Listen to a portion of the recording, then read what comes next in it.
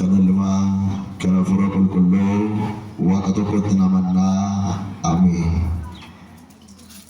Sagaling kesan nagamu sagaling kesan ulkasan awjen jedami makaba sagaling ulkasa jedama makaba kanalma kanafura kulkullu waqatu kotnamana amin.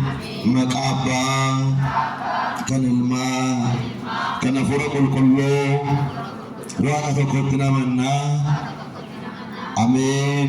Ondamandu kanjiro kalesa kantura darbe barang kanjiratu makan waaqayyo uma kenya lafan gasamit barahanga barat kangalate famiatau kabajamo abba kenya abba haile sillase bulcha katedrali guddicha kana kabajamo barsisa kenya barsisa Solomon Likasa tigafatamo imbalalaku wangela katedrali guddicha kana Kasmas kabajama polisa kenya farfata da kundawi kabajama polisa kenya farfata da kundabisa kasmas kabajam do politi kenya farfato mitike falega sirna kulkulle sadan waqayyam kangalate fattana bodil bota bulunda kunota abotin armotin matuwan waqayyo fagorra diorra saganta man barum sadalbata ayyan fanna wagga submission fa isakana kabajudaw gammachuun keessan gammachuu keenya ayyaanni keessan ayyaana keenya jettani bukkeetti argamuudhaaf ganama kana bakka kanatti kan argamtan hundi keessan nagaan isin gaafadha nagaa waaqa jiraataatiin akkam bultanii warri nagaa qabdan nagaa gaafadha nagaa waaqayyo akkam bultanii nagaa waaqayyo akkam yoo nageessanii waaqayyo abbaan nagaa nulaate waaqayyo inni fayyisaan irreefa inaanu diriirse keessaa baduu keessaa cabuu hunda nu baraare fayyaaf nagaadhaan ganama kana ofiisaa qulqulluu kanatti walitti kan nu qabe namoonni baay'een yeroo kana mana yaalaa keessaa dhibeen isaanii wallaalame isa kaaniin miila keetu sirraa muramaa isa kaaniin kan kee furmaata hin qabuttiin jechaa yeroo jiranitti isa kaaniin immoo kan kee miila keetu sirraa citaa harka keetu sirraa citaa garaa keetu baqaffama ittiin jedhanii anaaf isiniin garuu waaqayyoon keenya yaa ijoollee koo anatti kooluu galtaniittu hin baddan hin duutan jedhee isin warra fayyinaaf waamame malee warra du'aaf waamame miti jedhee wayyaa ulfinaa wayyaa kabajaa nutti uwwisee wayyaa gaddaa nurraa fageessee midhaan gammachuu nyaadhaa wangeela koo dhagahaa malee midhaan gaddaa nyaatinaa jedhee midhaan gaddaa qoonqoo keenyarraa fageessee balballi keessan balbala kootti banama balballi keessan ifa malee dukkanni hin jiru jedhee dunkaana gaddaa balbala keenyarraa fageesse dunkaana mana isaatti walitti kan nu qabe ilmi durbee maariyaam maqaasaa Elshaadaay Adoonaay Amaanu'eel Yesuus galanni ulfinni ililleen ta'isa isaa irratti isaaf haa ta'u akka iyya waaqayyootti sagalee waaqayyoo barannaa kan nama barsiisu waaqayyoodha. Waaqayyoon inni lafa onaa keessatti barattoota isaa barsiise iddoo kanatti hunda keenyatti anaan dhaabbitti isiniin taa'umsatti nu barsiisuun eeyyama isaa nuuf haa ta'u nu barsiisuun eeyyama isaa nuuf haa ta'u kanaaf akka waaqayyoo isin barsiisuun barbaaddu harka keessan gara isaatti diriirsaa jedhaani yaa waaqayyoo jedha sagalee kee dhaga'uun barbaada jedha sagalee kee dhaga'uun barbaada sagalee kee na barsiisi yeroo ati na barsiistu hamaa fakkaatee fagoo dhiyoorra taa'e ajandaa du'a koo qopheessaa kan ture waa'ee koo raanfatee jedhaadha si'oolitti yaa godaanu yeroon sagalee kee kana dhaga'e jedha wanti gaariin gurra koo haa dhufu hamaan narraa fagaatu sittoof laadheera jedhaaka wayyaan gaddaan irraa dadhabu wayyaan gammachuu narraan fagaatin balbala koorraa jedha du'ii haa fagaatu dunkaanni gaddaa haa fagaatu qoonqoo koorraa midhaanni gaddaa haa fagaatu jedhaaka midhaanni gammachuu qoonqoo koota seenu yeroon sagalee kana dhaga'e jalqabee jedha boroo balbala koo taa'ee Akan dukayyadu dukkayena eegudha jedha guddisaati dukkayena eegudhaani harkicha wal gurbisaa ta'e jennaan guddisaa isa galateessaani akka iyyama waaqayyootti sagalee waaqayyoo gabaabsinee walii wajjin barannaa kan nama barsiisu waaqayyoodha mata duree godhannee kan walii wajjin barannu akkas kan jedhu ta'a kun akkamitti ta'uu danda'a wangeela Luqaas boqonnaa tokko lakkoofsa 18 mata duree godhannee ilaallaa waaqayyoon hunda keenya nu barsiisuun jaalala isaa nuuf haa ta'u sagalee kana kan dubbatee luba mana kiristaanaa kan ta'e raajis jedhamee kan waamamu geggeessaa mana kiristaanaa kan ta'e lubicha Zakkaariyaastu dubbate Zakkaariyaas sagalee kana dubbachuu isaa fuula duraa Zakkaariyaas qomoo warra lubootaa keessaa kan ta'e lubichi Zakkaariyaas luboota darabeedhaan balbala waaqayyoo dhaabbatanii warra aarsaa dhiyeessan keessaa tokkodha jedha wangeela Luqaas boqonnaa tokko lakkoofsa 5 irraa kaanii gaafa ilaallu Zakkaariyaas gaa'ila geggeeffatee erga luba ta'ee abboommii waaqayyoo kan eegala ta'an malee haati warraansaa Elsaabeexis isa wajjin fuula waaqayyoo kan dhaabbattu haa ta'an malee guyyaa tokko garuu dhala argatanii hin beekanii yeroo hundumaa Elsaabeex waa'ee dhalaaf waaqayyoon gaaffii gaafatti haa ta'u malee Zakkaariyaas yeroo hundumaa immoo sagalee waaqayyoon ishee jajjabeessa kan turuuf waaqayyo deebii qaba waan tureefis sababa qaba jedheetti dubbata sababa waaqayyo gaafannee fuula waaqayyoo dhaabbannee furmaata waan namni kan nutti fakkaate waaqayyo waan tureef sababa qaba waan tureef maal qaba jedha gaaffiin koo waan tureef jedhame sababa qaba sababa inni turuuf kun immoo bulee bishaatee dhufuudha bulee tolee dhufuudha haa ta'u malee Zakkaariyaas luboota warra darabeedhaan fuula waaqayyoo dhaabbatan warra darabeedhaan aarsaa dhiyeessuudhaaf gara iddoo aarsaatti ol lixan keessa darabeen isaa gaafa ga'u iddoo aarsaatti ol galee maqdasii keessa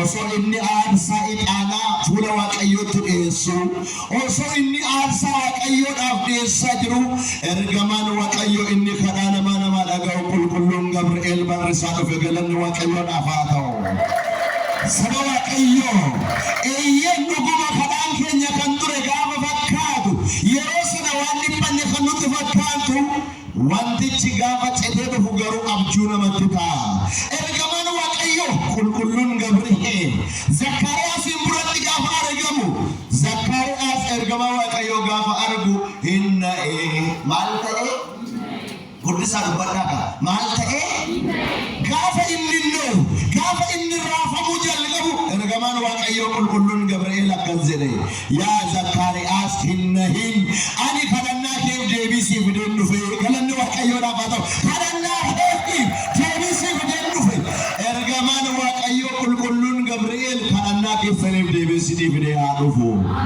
saba waaqayyoo gaafa inni akkas jedhu Zakkaariyaas maqdasii keessatti kanaan dura kan hin agarre amma garuu waan ajaa'iba arge maal arge ergamaa waaqayyooti sabuu kene dhaabbate ergamichi immoo akkas jedhe hin sodaatin ani ergamaa waaqayyoo Gabri'eelidha haa ta'u garuu deebii kadhannaa keessii fidee dhufe gaafa jedhu Zakkaariyaas nafu keessa gaafa galu akkasittiin jedhe yaa Zakkaariyaas haati manaa kee dhabduu turte yaa Zakkaariyaas ati sorbaan kee kanaan dura kan si waamamu hin argamne amma garuu haati manaan kee Elsaabeex hin ulfoofti ilma hin argatti mucaan dhalatu kun immoo dhalatee daadhiin wayinii arraba isaarra kan hin geenye eeyyee mucaan dhalatu kanaan gammachuun biyya lafaatiin karaasaa ta'a gammachuun biyya lafaatiin maal ta'a karaasaa ta'a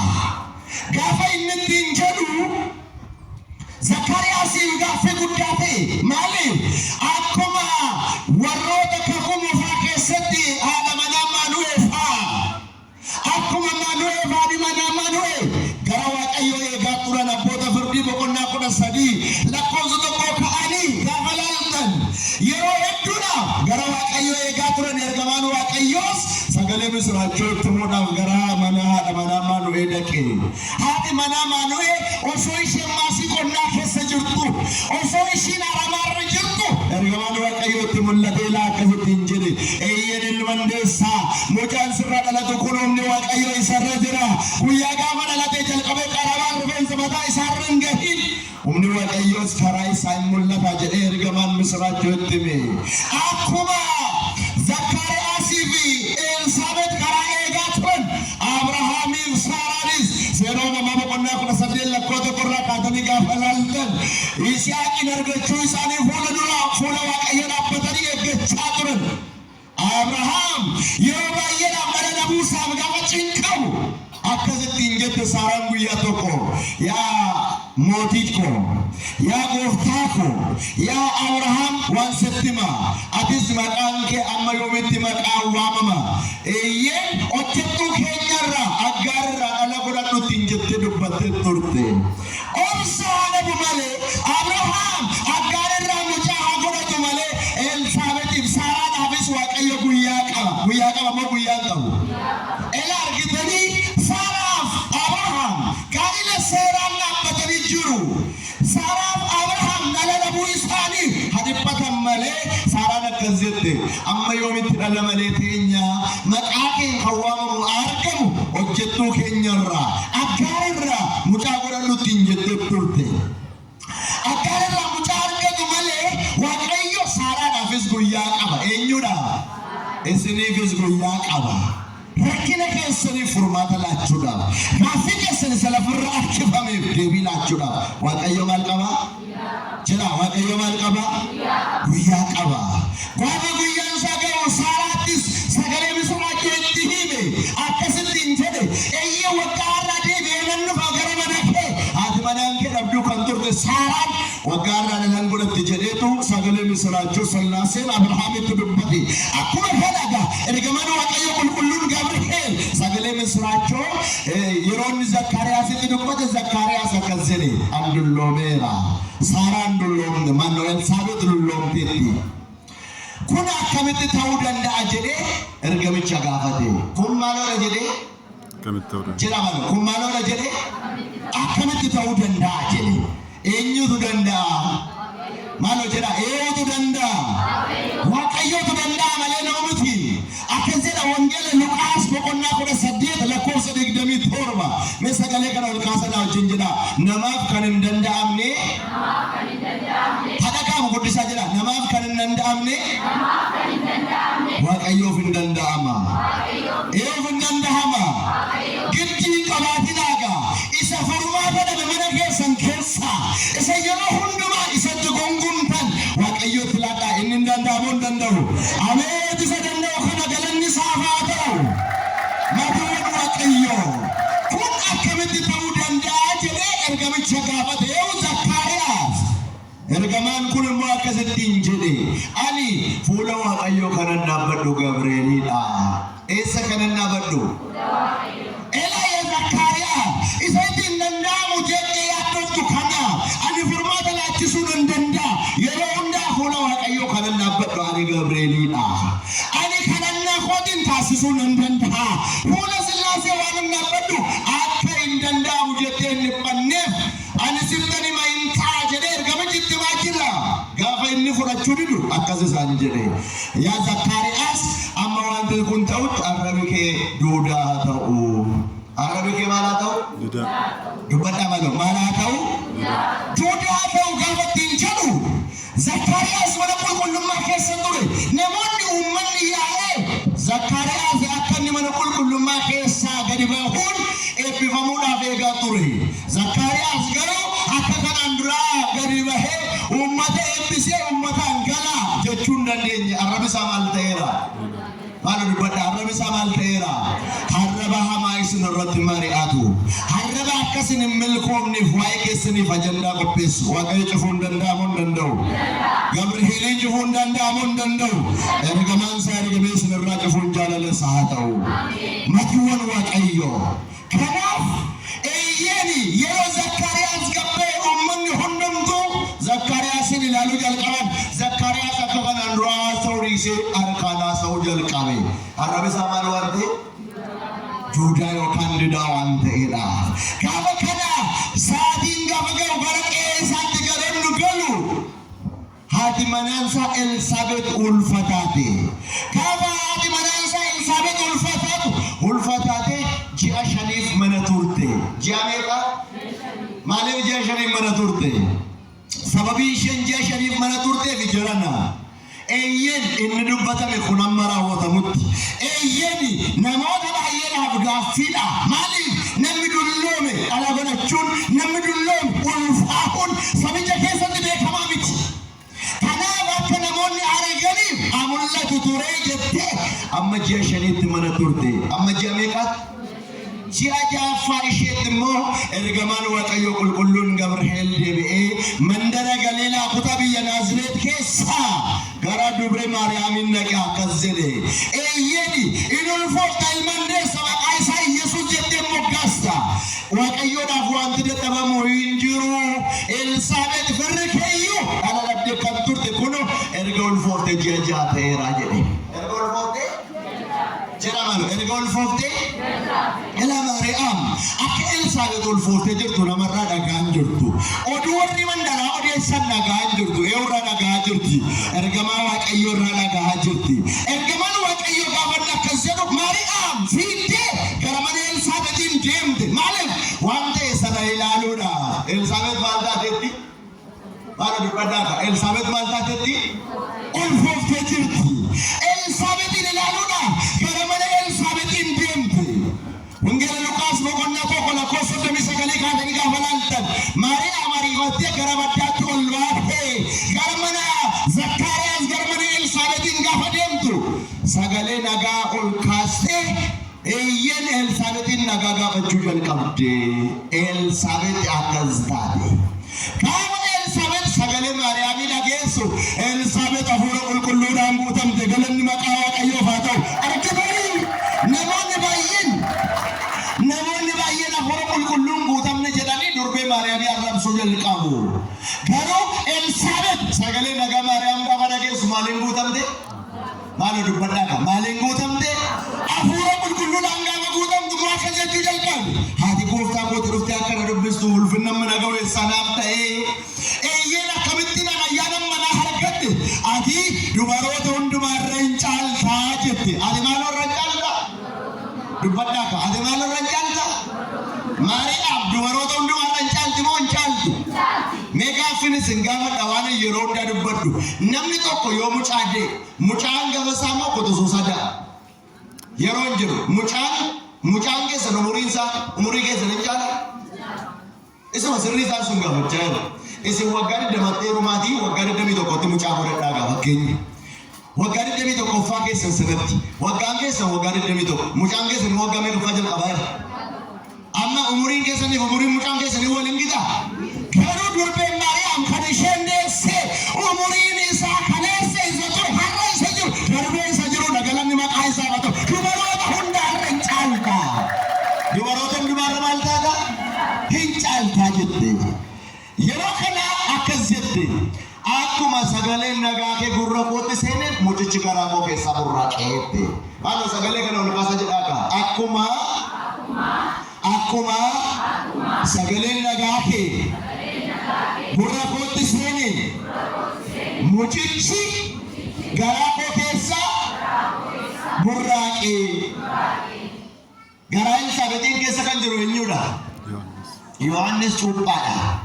Yohaannis Cuuphaa ulfoofte.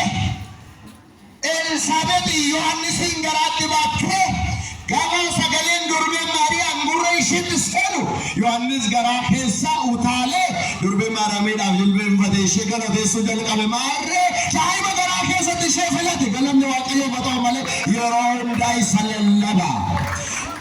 Egaa miskooliin godina galateeffannaan guddisaa illee galateessaanii. Eenyuun nu gargaaru? Eenyuun faana haa ta'u? Warri tsabala fudhachaa yaada keessan adda adda hin ta'inaa. Tsabala simmiidhaa simbira gaadhaa kuni waan ta'eef yaada keenya eenyurra taasifnu? Waaqayyoon hunda keenya nu gargaaruun jaalala isaa nuuf haa ta'u. Kanaaf gaafa durbeen Maariyaam gara Elsaabeetiin deemte gaanni garaa Elsaabeet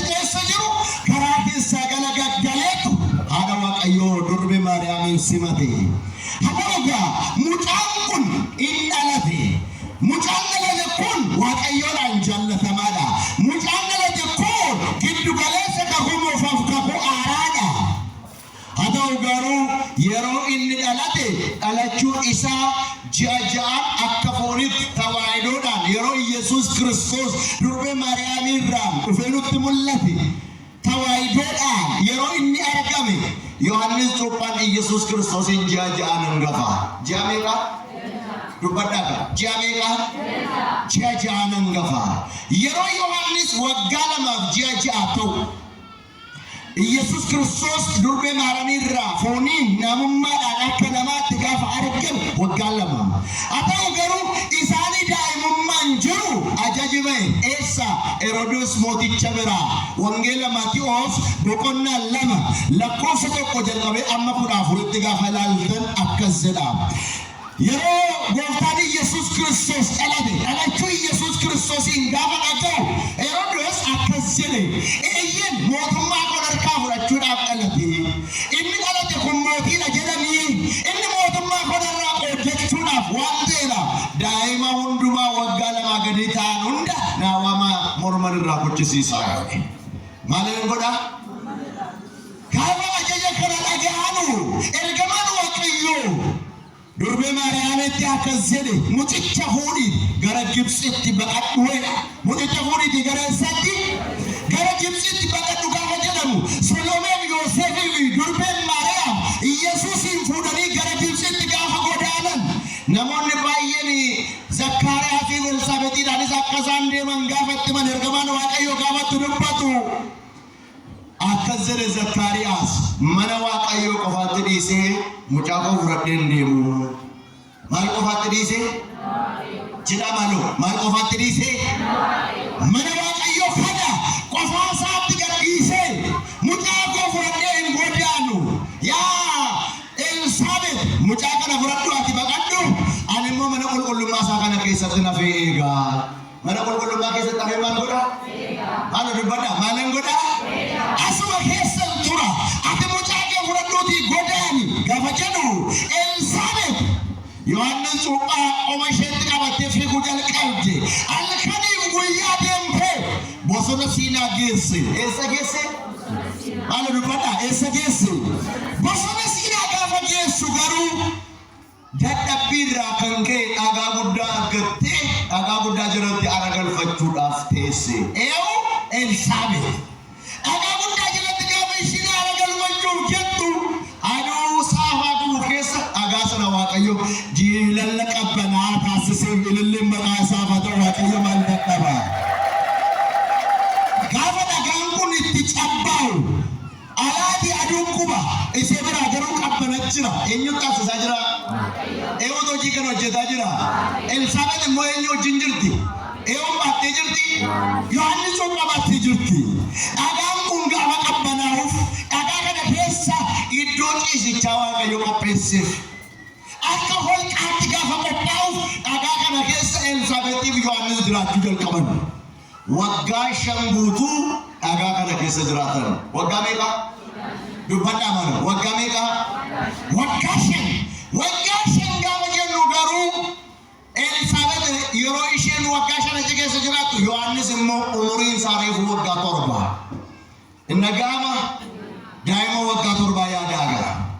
Waggaa 5ffaa isaan achi keessa jiranitti mana qulqullummaa keessaa warroonni haminaa hin kaan warroonni Waaqayyoon jiraachuu isaa hin jaallanne warroonni Yesuus Kiristoos hin balleessuuf adamsaa turan mana qulqullummaa keessaa namoota ajjeesuu jalqaban. Zakkaariyaas fulbaana gaafa 8 mana qulqullummaa keessaa iddoo aarsaatti tolletanii morma isaarraa kutan. Akkas jedha Wangeela Maatiyoos boqonnaa 23 lakkoofsa 35. Eeyyen barsiisota isinitti arginaan ajjeeftan. Raajota isinitti arginaan ajjeeftan. Dhiiga Abeel guyyaa inni dhangala'uu jalqabee amma dhiigi Zakkaariyaas mana qulqullummaa keessatti dhangala'etti ani iyyi koo isin irratti galmeessaa tureera. Dhiigonni isaanii kun immoo dubbachaa jiraayedha. Dhiigi Zakkaariyaas kun amma yeroo biyya sana keessa mana qulqullummaa keessatti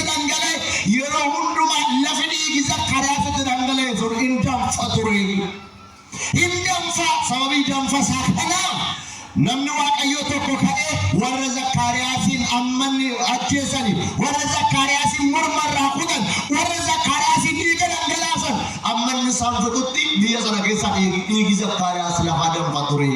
Guyyaa gaafa inni ijaa Zakkaariyaasin baase dhiigi sun qabbanaa'eedha. Kanaaf egaa Zakkaariyaas mana qulqullummaa keessatti du'ee osoo hin turin inni morma isaarraa cidee osoo hin turin waggaa 5 ishee achi keessa jiraattee Elsaabeet mucaa ishee wajjin bosona Siinaa dhagaa keessa osoo jiraatanii Elsaabeet duute. Eewu dubbadhaa maaloo eenyutu du'e? Eessa jiru? Dubbadhaa maaloo eessa jiru? Bosona Siinaa keessa jiru. Daa'ima waggaa 7 wajjin jirti. Daa'imni kun gaafa Elsaabeet duutu qofaa isaa reeffa Elsaabeetiin bukkee taa'ee bu'a. Eessatti? Bosona Siinaa keessatti. Yesuus Kiristoos immoo Yerusaalemiin mandara jiraataa turan keessatti gara bosona Siinaa ilaalee imimmaan dhangalaasee ba'uu jalqabe. Eessa ilaalee? Dubbadhaa kaa. Gara eessa ilaalee? Durbeen Maariyaam akkas jette Yesuus Kiristoosiin, yaa mucaa koo maaliif gorsaa? Maaliif imimmaan kee dhangalaa erga silaa bu'aa jirta? Gaafa silaa gara Siinaatti galagalmee boossaa. Maaltu ta'e jennaan elaamee yaa haadha koo jedhe. Eenyu? Yesuus Kiristoos durbee Maariyaamiidhaan. Bosona Siinaatti kan hin galagalee bu'aa jiruuf bosona Siinaa keessa adaadaa kee kan taate Elsaabeet duutee Yohaannis immoo bukkee ciisee bu'aa jira. Namni tokko iyyuu hin awwaallee namni kafanu bukkeetti hin argamne kanaaf ammoo aayee. Inni waaqayyo moo waaqa miti? Hunda arguu hin danda'amu hin danda'u. Isa simboossan mana keessan keessa isa yeroo hundumaa isin boossisu iji isaa isiniif haa argu. Iji isaa isiniif haa ilaalu. Akka inni isiniif ilaalu illee simadhaa inni isin ilaallaan furannaa kana haaka. Gaafa kana gooftaan Yesuus Kiristoos Solomee waamee durbee Maariyaamiin waamee isaanii wajjin gara bosona Siinaa dhaquudhaaf qajeelan. Eenyutu jira? Elsaabeetu du'ee jira. Lafa awwaalcha yookaan lafa boo'icha Elsaabeetiin haadha isaa durbee Maariyaamiif Solomee geessuudhaaf Yesuus Kiristoos duumessa ejejee. Maal ejejee? Dubbadhaa maaloo maal ejejee? Gaafa duumessa ejeju duumessi gaafa dhufu duumessa irra taa'anii durbeen Maariyaam Yesuus Kiristoos akkuma kana Solomeen iddoo boo'icha Elsaabeetiin gaafa ga'an haati waaqayyo durbeen Maariyaam kuftee waa'ee Elsaabeetiin boo'uu jalqabdi. Solomeen kuftee boo'uu jalqabdi. Maaliif? Mucaa wallaalaatu bukkeetti kufee jira. Haadhatu jalaa du'ee jira. Argitanii nama immoo beeku Yohaannis abbaa faayyuu dhannameetu dargin haadha wajjin bosona Siinaatti deeme. Bosona Siinaa keessa gaafa isaan naqanii Yohaannis isaan dhiisee baqate. Maaliif? Akka nama argeen beeku kwaa. Maaliif? Inni achi keessatti namni beeku Elsaabeetiin qofaa ture. Amma gaafa barutti gaafa Yesuus Kiristoosii fi durbeen Maariyaamiif Solomee waan naqan jalaa baqate. Reeffa haadha isaanii gatee gaafa jalaa baqatu Yesuus Kiristoos akkas jedhe, hafuurri sodaa Yohaannis cuuphaarraa fagaadhaa. Hafuurri maalii? Jedhaman hafuurri maalii? Hafuurri sodaa hunda keenyarraa haa fagaatu. Hafuurri laphee keenya keessa taa'ee diiyaabiloosiin akka sodaannu. Hafuurri laphee keenya keessa taa'ee waaqeffannaatti akka hin jabaannu sodaa kan nutti naqu humna waaqayyoon nurraa haa dadhabu. Hafuura sodaa gaafa nurraa fageessu Yesuus Kiristoos samiirraa Mikaa'eliif Gabreeliin waame. Mikaa'eliif Gabreeliin waame akkas jedhe boolla qotaa'e. Zakkaariyaasiif Simi'ooniin waame kottaa fixaatii godhaa'e. Maal godhaa? Dubbadhaa maal godhaa? Fixaatii godhaa. Fixaatii jechuun maal jechuudha? Hiikaa jechuudha. Hiikamsa. Wangeela Maatiyoos boqonnaa 18 lakkoofsa 1 kaastanii gaafa dubbistan akkuma kana lubootaaf kennaa inni waaqayyo kenna akkas jedha. Biyya lafaa irratti kan isin hiikani samii irratti isin hamaadha. Biyya lafaa irratti kan isin maal gootan? Biyya lafaa irratti kan isin hiiktan immoo samii irratti isin hiikamaan taa'e. Warra hidhuuf hiikuu danda'an waaqayyo nu kenneera. Saba waaqayyo Maal jechuudha jedhanii namoota baay'eef garuu gaaffiidha. Waa'een fitaatiin galuuf fitaatiin wangeelarra jira moo hin jiru? Jira. Fitaatiin jira moo hin jiru? Fitaatii jechuun hiikamsa jechuudha. Hiikamsa jechuudha. Maal jechuun hin jedhu? Warri beelaa jirtan mee leencina galateeffadhaame? Lakkinoo nyaachaa jirran beelofnu warra itti dabalaa guddisaa Waaqayyoon galateessaa.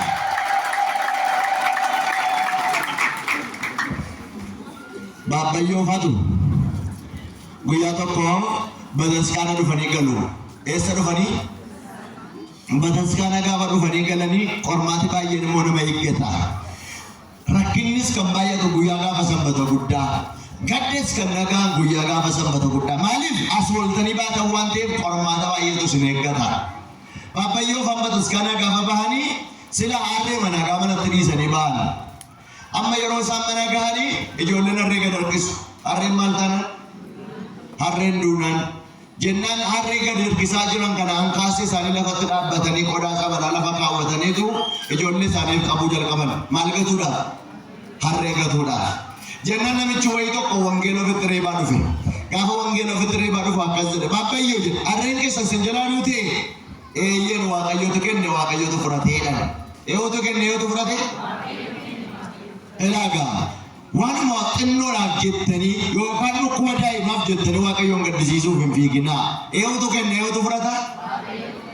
Waaqayyootu kenna Waaqayyootu fudhata jedhan. Maaliif Iyyoo boqonnaa tokko lakkoofsa 21 Iyyoo bakka jedhe garaa dhaqootii keessa qullaan ba'e yeroon deemus qullaama koon deema jedhe. Waan fudhadhee deemu hin qabu qullaama koon deema jedhe. Akkuma kana dhugaa Baabbayyoo faan harree isaan gatan kana namichi madaa isaanii qorqoruu jalqabe. Namni baay'een madaa keessan qorqoree dhiisuu barbaada. Namni baay'een isa sin dhukkubsattan sanatti baay'isee ammeessee sin dhukkubfachiisuu barbaada. Harreen kuni maal isin oome taskaana irratti Waaqayyoon harree keessan hin eegu ture. Madaa isaanii ammeessaa jira. Innaan obboleessa koo sitti meedha Waaqayyootu kenne Waaqayyootu fudhate hin jedheedha.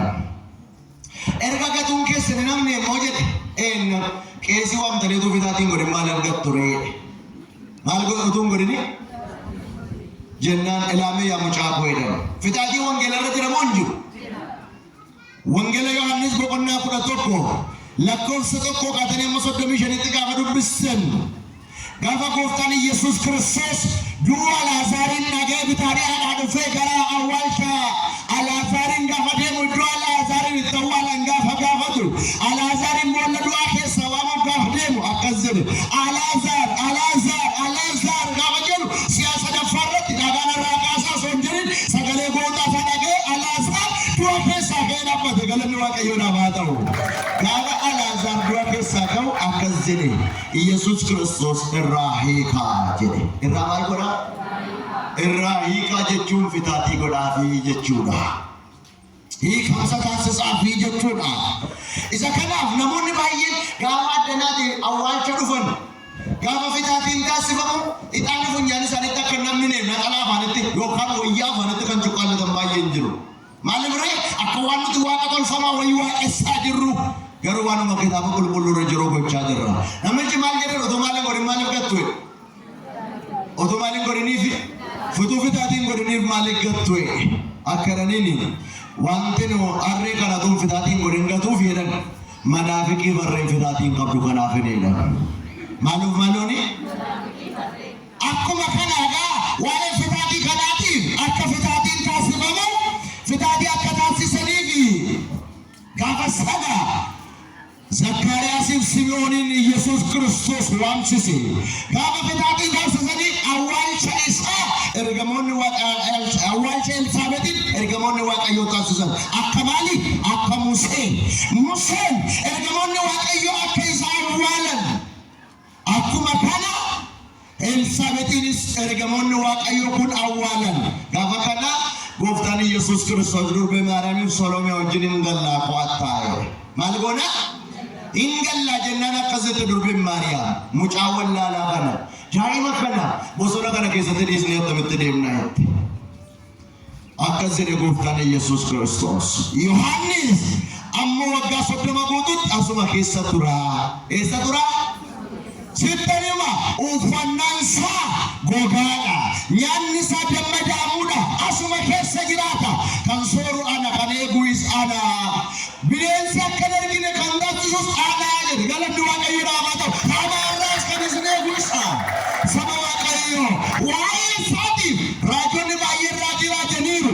Isaayyaas boqonnaa 40 lakkoofsa 3 jalqabee gaafa dubbattan akkas jedha. Sagaleen lafoonaa keessaa inni iyyaa karaa gooftaa wal qixxeessaa. Innis akkas jedha. Gaaronni gadi haa jedhanii, tulloonni haa kufanii, wanti hundinuu qajeelaa haa ta'u hin jedhaa jedha. Kanaaf waggaa 30 isaa gaafa gootu inni karaa koo wal qixxeessaa. Inni karaa koo maal godha? Karaa koo wal qixxeessaa. Inni sagaleen lallaba isaatii jedha. Isaayyaas boqonnaa 40 lakkoofsa 6. Elaa yaa mucaalanna saba kanaan akkas jedhi, umuriin namaa akka margaadha, bareedinnis akka daraaraadha, hundumtuu hin darba. Isan dabarre sana barbaadaa jedhi. Isan dabarre sana maal godha? Inni dabarre sana eenyudha? Waaqayyoodha. Isa duukaa akka namni bu'an itti himi. Hundumtiyyuu akka darbu jedha.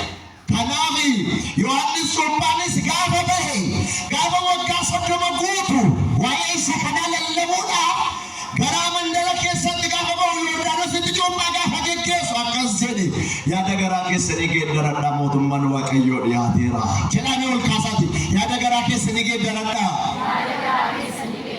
mootummaan Waaqayyoo dhiyaateera. Maal dhiyaateera? Wangeela Maatiyoos boqonnaa 3 lakkoofsa 8 yaada garaa keessanii geeddaradhaa, mootummaan Waaqayyoo dhiyaateera jedhe Yohaannis dubbachuu jalqabe. Namoonni danuu baay'ee yaa'anii gaafa dhufan Yohaannis akkas jedhe, isin ilmaan funyii yookaan muutii eessaa yaatanii dhuftani? Badiisa dhufu jalaa akka ooltaniif eenyu isin gorsinaan argamtani? Amma garuu isinitti hima, gingilchaan amma dhufuun akkasuma qorbiin hojjiidhaaf qophaa'ee baqiidhaaf maalii akka adda baasan isinis jabaa yaada garaa keessanii geeddaradhaa jedhee lallabe. Kottaadha jedhanna, yaada garaa keenyaa geeddaranna. Maal geeddaranna? Yaada garaa keenyaa geeddaranna. Hojjenneerra waanta Waaqayyootti hin tolle. Eeyyeen arraba keenya nama jenneerra. Eeyyeen isa qofaa miti arraba keenya nama nyaanneerra. Kottaa yaada garaa keenyaa geeddaranna. Eenyu nu haa gargaaru? Jedhamalu eenyu nu haa gargaaru? Waaqayyo nu haa gargaaru. Iji garaa keessanii yaada garaa keessanii geeddarachuun ija gaarii haa godhatuudha. Kanaaf gara Waaqayyootti deebina. Hooseenis akkas jedhe, kottaa gara isa hundaa danda'u gara Waaqayyootti deebina. Gara eenyuutti deebina? Gara Waaqayyootti deebina. Garratti deebanii nagaa argatan gareedha. Garratti deebanii fayyina argatan gareedha. Garratti deebanii dhukkubaaf qoricha argatan gareedha. Warri gara Waaqayyoo dhuftanii nagaa argatanii galtanii gammadaa isinoo gara abbaa keessanii dhuftanii ililleen isa simadha. Saba Waaqayyoo Yohaannis lallabuu jalqabe. Yohaannis Cuuphaan guyyaa tokko gaafa inni waa'ee Yesuus Kiristoos hin lallabu akkas jedhan, ati eenyuudha jedhani. Wangeela Yohaannis boqonnaa 1 lakkoofsa 21. Ati maalodha? Ati eenyu? Mee qatuun wayii ati eenyu nuun jedhe. Maal namdeettu ani meloo meluun jedhama. Iddoo akkasiitti laladhe jennee waa'ee keenya guddifnee himan. Yookaan sadarkaa barnoota keenya himan. Yookaan sadarkaa tajaajila keenya himan. Lafa guddaa of keenya. Yohaannis garuu አንተማን ጋሄደን እኔ የጌታ መንገድ ጠራቲነን የበረሃ ለምላፊነን አኒ ወልቂጤሳ ከራጎል ታዳ መራቱ ቦሰና ኬሳለ ሄደ ዋይሳ ዱበደ መሌ በሬችሴ ዱበነ ኤው ዮሐንስ ጋበና ከዘሩ ጉያ ቶኮ ኤርገማን ዋቀዮ ቁልቁሉን ገብርኤል ሞቲጨ ሄሮድስ ለመፋት አከዘለ ዱበታ ኤላ እንፉሪኖ ጳና መናው ቦሌሰ ኬቲ ዋቀዮ ሱሩቆታዬ ከንዱበቱ ገብርኤል ሰገሌን ቀንፈካቱ ሙቀዮ አንሱባል እነጋማ አከምቡልተን ነጋወልተኒ ሳዲሜ ገበየ ኬሰኒ ዋቀዮ ዱካ ጅርቱ ዋቀዮ እንደገኘ ዱካ ጅራት ከንዱበታ ጅሩ እኙ ደንጀ ሞቲች ሄሮድስት ከንዱበቻ ጅሩ ገብርኤልና ሰገሌን ሞ ከነኙ ሞራ ጋማ ጅሩ ከዮሐንስ ጩጳ የሮድና ከየቱ ኢኒ ኦፖሌሰሳ ajjeesee yookaan obboleessa isaa balleessee haadha manaa obboleessaa fuudhuu barbaadaa jira mootiin kun. Obboleessa isaa balleessee dhabamsiisee haadha manaa obboleessaa fuudhuudhaaf isanii yaadu kana ergamaan Waaqayyoo qulqulluun Gabri'eel sagalee Yohaannis Cuuphaa fakkaatetti dubbata. Ka'eetu mana keessa fiiga mootiin Heroodis. Maal jedha? Natti dubbataadha Yohaannis kun eessaa dhufee natti haasaa jira jedhee Yohaannis barbaachaa wajji fiigee as fiiga. Kan dubbachaa jiru garuu ergamaa eenyudha? Gabri'eelidha. Gaafa kana Yohaannis Cuuphaa kana balleessuun qabadee waa'ee Yohaannisiin mari'achuu jalqabe. Yohaannisis bahee akkas jedheen elaa sittan hima haadha manaa obboleessa keetii fuudhuuf jechaa jirta. Kanammoo Waaqayyoon jaallatu dhiisi deebi'ee dhiisi maal godhi? Deebii jedhee Yohaannis itti lallabe. Yohaannisiin qabe mana hidhaatti darbate. Mootichi Heroodis. Gaafa inni mana hidhaatti darbatu Yohaannis mana hidhaa keessa gaafa jiru Yesuus Kiristoos waa'ee Yohaannis Cuuphaa ragaa ba'uu jalqabe. Wangeela Maatiyos boqonnaa 11 lakkoofsa 6 kaasanii gaafa laaltan eeyyeen nan dubbadha. Inni waa'ee kootiif dubbachaa ture. Karaa waa'ee koo wal qixxeessaa ture. Isinitti dubbachaa ture. Inni waa'ee koo dhuga baasuu koodha. Lallabaa kakuu haaraadha. Raajiidhas jedhama. Jedhee waa'ee Yohaannis Cuuphaa gaafa dubbatu lakkoofsa 11 irratti Maatiyos boqonnaa 11 lakkoofsa 11 dubartoota irraa kan dhalatan keessaa kan akka Yohaannis hin jiru. Kan akka Yohaannis maalidha? Hin jiru. Kan akka Yohaannis Cuuphaa hin jiru jedhee gaafa inni lallabu jalqabu Yesuus Kiristoos waa'ee Yohaannis Cuuphaa dhugaa ba'e. Guyyaa tokko ayyaaneffannaa irratti mootichi Heroodis sagantaa qopheessee sagantaa kanarratti sagantaa gammachuu qopheesse. Maal godhuudha? Haadha manaa obboleessaa fuudhuudhaaf. Gaafa kana sagantaa gaafa qopheessu intalli Heroodiyaa Xermeeriyaa kan jedhamtu achi as baatee sirba sirbuu jalqabdi. Maal gochuu jalqabdi? Sirba sirbuu jalqabdi. Maal gammachiisuudhaaf?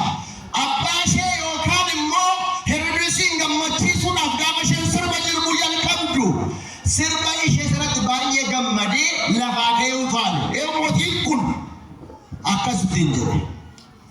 Akkasittiin jedhe. Gammadeera keessi koo. Gammachuu kootiif kennaa maalii sii kennaa yoo? Kennaa gaafate. Kennaa ani si kennu yookaan badhaasa si kennu maalidha jennaan haadha ishee dhaqxee gaafatte akkas jette abbaan koo waan barbaadde na gaafadhu kennaan si kennu na gaafadhu naan jedhe maalan gaafadhaa jette. Gaafa kana akkasittiin jette.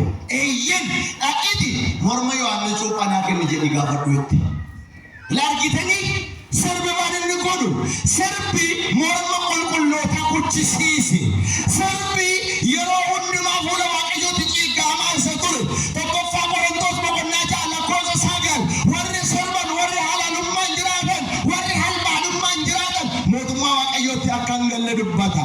Efesoon boqonnaa 5 lakkoofsa 3 kaastanii gaafa laaltan warroonni jireenya akkasii keessa jiraataa turan mootummaa Waaqayyoo arguu hin danda'anii. Sirbiif Ortodoksiin waliif alaa. Maaloo dubbadha. Nutti dheeratee nugaa warri jettame inni jedha harka keessa walitti deebisaatii Waaqayyoon galateessaa. Lakki immoo ganaa itti nuu dabale warri jettan immoo itti dabalaa galateessaa qaba.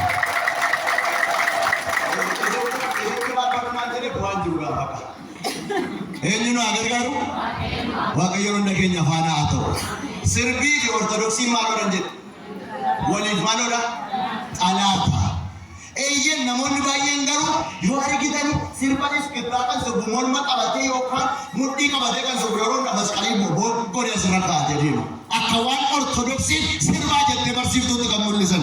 Nuyi sirba hin eeyyamna. Jedha dubbadha hin eeyyamna. Namni sirba moobaayilii isaatti baatu alaata Yohaannis Cuuphaadha. Namni sirba morma isaatti kan sochoosee sirbaaf waa'ee isaatiin lafaa ka'u nama morma Yohaannis Cuuphaa irraa kuchisiisee hojii wal qixxeedha. Maaliif?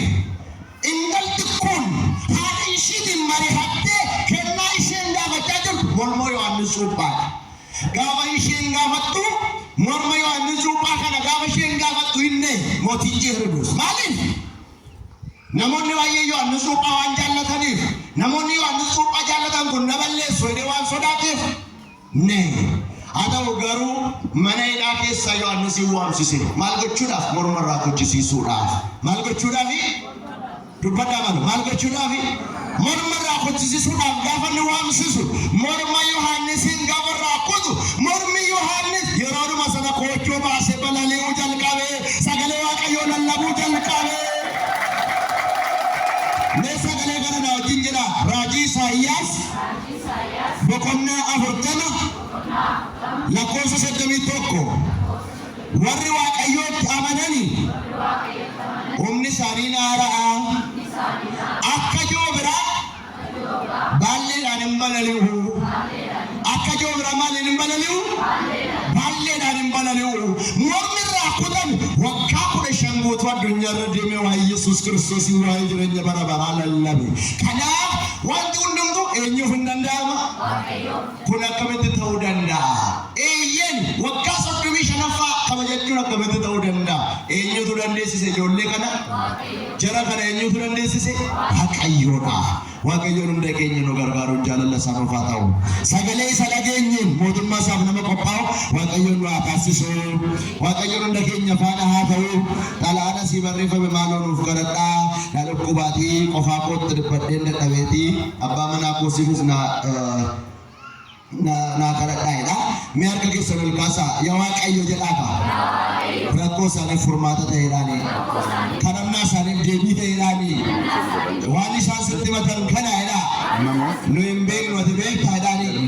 Furmaata laadhuu fedhaani.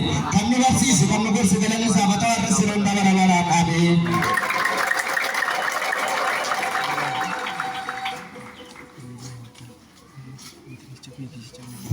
Amma kana fitani. Ayyere gaha.